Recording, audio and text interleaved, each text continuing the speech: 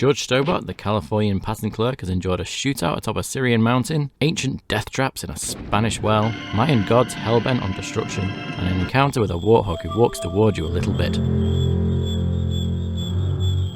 All in a day's kleptomania for the best video game character who can store a theodolite in his shorts. I wondered what he was doing right now. Probably running a clam bake somewhere for his law firm.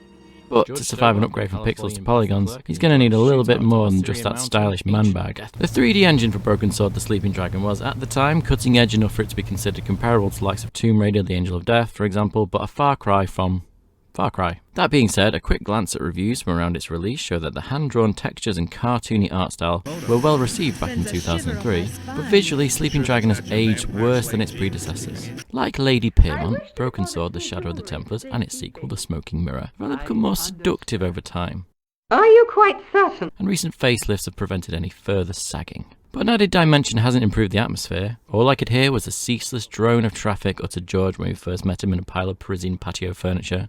Life went on around me, but the explosion was to change my life forever. Particularly apt in this street, which feels like a store-bought Unity asset with my favourite fictional people in it. Opening the world up in terms of scale but reducing the number of characters and interactables only serves to take a setting that was once rich and characterful and return one that feels sterile by comparison. Fans of the original series will know that much of the mood was generated by the ambient NPC chatter and musical stings, with the latter remaining largely intact, and the former giving way to the abrasive tones of wood on wood. The clonk of wood on wood! Time to address the elephant in the room. The three-dimensional solid object bounded by 6 square faces, facets or sides with 3 meeting at each vertex elephant that is. George and Nico will spend an unbelievable amount of time sliding grates around for the purpose of climbing somewhere high or revealing an object or a route out of a given room. It's not that they're even bad, they're just overused and catastrophically slow the pace of a game that has aspirations of something of an action-adventure.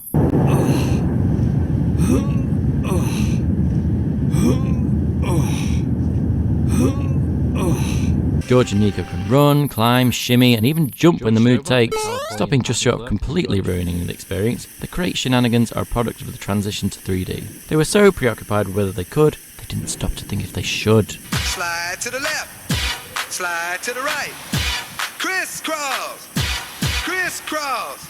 Push or pull through these, and there are plenty of classic puzzles like distracting the plagiarist bookseller. I'm talking theft and possession. Possession by the spirits of Mangan, Griffin and Devere among others. Ah, yes, 'tis a miracle that you've channeled all these great talents into your little book. And this genuinely bewildering wine conundrum.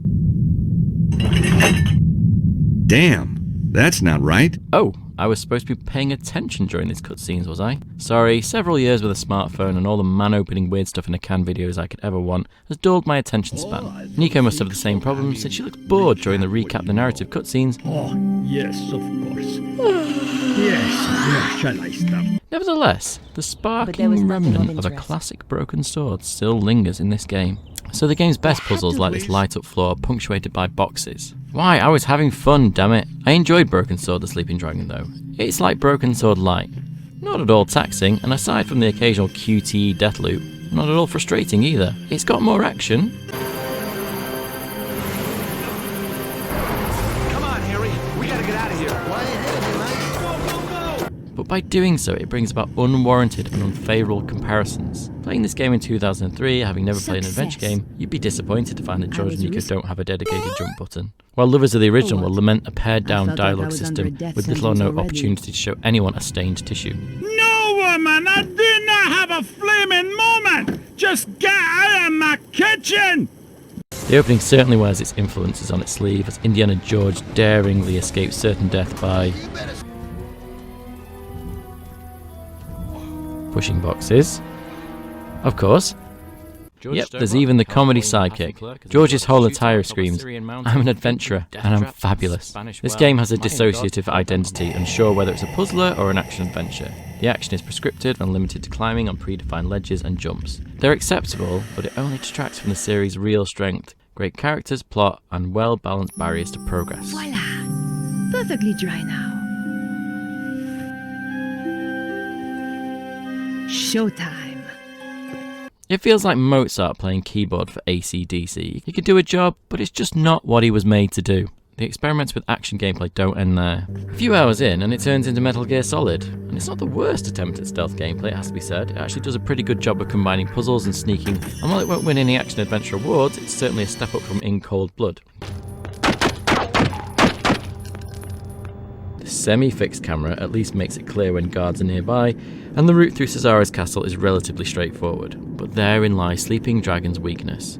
Its design is run-of-the-mill in a series where you have to use a pair of knickers on a stovepipe in order to get into a hut, to find some dog biscuits to give to a shaman so that you can perform a monkey dance. Tonight's the night of the monkey dance. Daring leaps of logic are less necessary than actual leaps now, often accompanied by love 'em or probably hate them QuickTime events. None of us came to this game hoping for sneaking missions, but the developers were clearly influenced by what could be done with the 3D engine. Yeah, but your scientists were so preoccupied with whether or not they could, they didn't stop to think if they should. Even if you judge the game against its contemporaries, and the QTEs only serve to further slow you down as you sit through unskippable dialogue on repeat. I like talking to NPCs in Broken Sword games. Can take the fella out of the army, can't take the army out of the fella, eh? It could have been that. It might also have been the aura of latent violence that surrounded him. At least this section provided some gameplay, something to fill the void that exists because it's yet one more environment where I'm not encountering a brummie with a floor polisher. I heard them snorking behind me back when I gave Mr. Shiny his weekly pull through. I'm in love with the shape of you. We push and pull like a magnet do. Although my heart is falling too. I'm in love with your body. Generic isn't normally a word I'd associate with a Broken Sword game. This one lacks variety of side characters. Remember these guys from Shadow the Temper?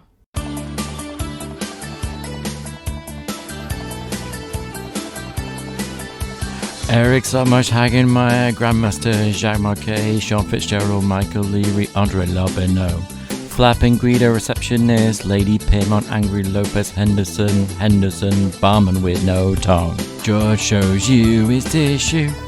And now it's burning up a really old candle. Drunk gendarme gone free, Merlin calm, Buffin priest, Nietzsche the carpet man, and the drunk Newcastle fans. Nurse Grindel, Klausner, Campus found some dead kid. You buy kebab, Bruno asks for flirty Chantal chuckles. George shows you his tissue, and now it's burning up a really old candle. New characters in The Sleeping Dragon: Beatrice. I don't care about wigs! Vernon. He's dead. Boy with a skateboard, woman with a brush, Inspector who doesn't show up again, TV show Irishman, protective patrolling father, voodoo lady from Monkey Island. Getting anything? Apart from nauseated? Cha, no, me sorry. Russian Guard 2, Russian Guard 3, Russian Guard 4, and Guard with bad skin. No, I mean, I'd love to help, but, well, strong sunlight makes me blotchy. Having said that, the story is quite compelling, if somewhat derivative. The onion-like unfolding plot is exactly what you would expect from Revolution. A pallid chap called Cesaro wants to use ley lines to access dragon energy to gain immortality. We meet some nice Templars, and our old friend the Grandmaster wants in on the act. Yes! What's happening? Yes, George slays a dragon in this game. How does this saint sleep at night knowing the world is full of actual ghosts, actual gods, actual dragons, and actual box manufacturers who ship to every location worldwide?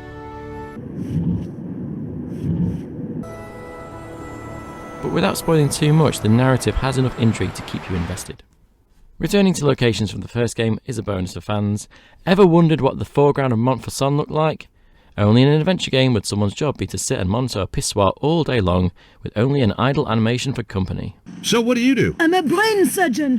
What do you think? I think you look after this pissoir. Zut alors! No flies on you, monsieur. Long as I don't go in there. And just what is that supposed to mean? Huh? Whoa, my mistake. I backed off. It's a well-known fact that toilet attendants account for the majority of homicides in France. Flobbage makes a return. But of course! You're the guy who gave me that racing tip! Oh, right, so I am. Not to mention the Neo-Temper from some unpronounceable Eastern European state. Fan service can be overdone, but I think Revolution did okay here. But if you're going to bring back anyone though... I'm in love with the shape of you. We push and pull like a magnet do. I think this is the best Nico in any of the games so far. She's got her own agenda and agency independent from George. I enjoyed sneaking around Cesare's castle dressed as Petra, who is actually one of the better new characters. Now, would you care to explain why you are reading on duty? Just trying to improve myself, Mom. Do it again, and the next book you buy will be in Braille. George certainly thinks so. You didn't see her luggage. She carries tools to dismantle people. Well, that doesn't mean she's a bad person. Yes, it does. Now shut up about her. And not to mention, she actually sounds like she's enjoying herself this time.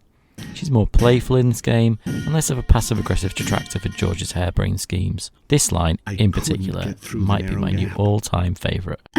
George, when I first knew you, that would have been no problem. Guess I must be carrying a little more muscle, huh? Yeah, the fat kind. They seem genuinely in sync as they approach the finale, with George teasing her about his new crush. It's the kind of fluff dialogue that the rest of the game is missing, adding nothing to the plot, but everything to the tension between George and Nico. The last act really builds towards a crescendo. The real big bad is revealed, there's a cool little chicken fox grain type puzzle, and a dramatic sacrifice leads you to more boxes. Actually, the ending is pretty amazing, both for its wonderful absurdity and for being the worst action sequence I've ever played. Dodge, move, die, repeat, anyone? So should you play Broken Sword 3 or push the box slowly and deliberately into a bin? Yes, to the first one. Does it break new ground? Only in the seismic sense. It went in a new direction and tried new gameplay mechanics that, while worthwhile as an experiment, were somewhat misguided. But the magic of the Broken Sword series is deep with how many polygons it throws on the screen. It retains enough of the magic to make it a great entry into the series.